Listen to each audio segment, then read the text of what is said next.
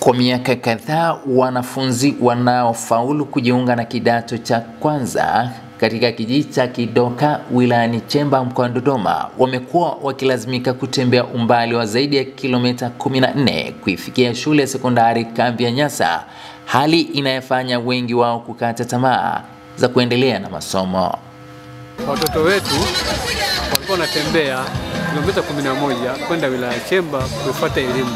Wanafunzi walikuwa na usumbufu kwenda mbali Chemba, Kambi ya Nyasa. Sasa hivi kijiji chetu tunaona kimeendelea vizuri sana, sekondari tumeshaletewa hapa. Akisoma taarifa ya mradi wa ujenzi wa shule mpya sekondari Kidoka iliyojengwa na serikali kwa kushirikiana na wananchi hao, anataja changamoto pamoja na gharama za mradi huo. Mradi huu unalenga kuweka karibu wanafunzi na familia zao, hivyo kurahisisha ufuatiliaji wa kimalezi kwa wazazi na walezi. Pia unalenga kupunguza msongamano kwa wanafunzi katika shule ya sekondari Chemba, kwani udahili wa kidato cha kwanza umekuwa ukiongezeka kwa miaka ya hivi karibuni. Kitaifa, mradi huu umegharimu kiasi cha shilingi milioni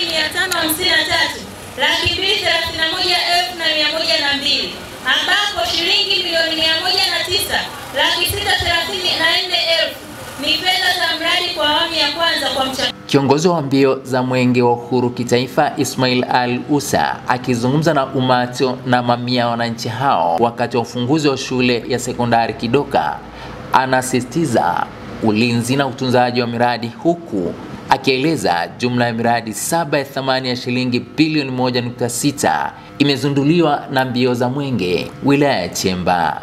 Pesa zilizotumika kujenga shule hii ni fedha nyingi sana. Taarifa imetaja fedha ambazo zimetumika katika ujenzi wa shule hii. Niwaombe sana, tunzeni shule hii, lakini tunzeni mifumo yote ambayo imetumika kujengwa katika shule hii. Lakini jambo la pili, ndugu wanafunzi ambao mtasoma katika shule hii, niwaombe sana, kile ambacho tunasomeshwa ndani ya shule hii, hakikisheni mnakipata kwa vitendo, hakikisheni mnakipata kwa ujuzi. Utakimbizwa umbali wa kilomita 136. Utakagua miradi 7 na yenye thamani ya shilingi bilioni 1.6. Nikiripotia EATV kutoka hapa Chemba mkoani Dodoma, mimi ni Mohamed Chumvi, askari wa mwamvuli wa EATV.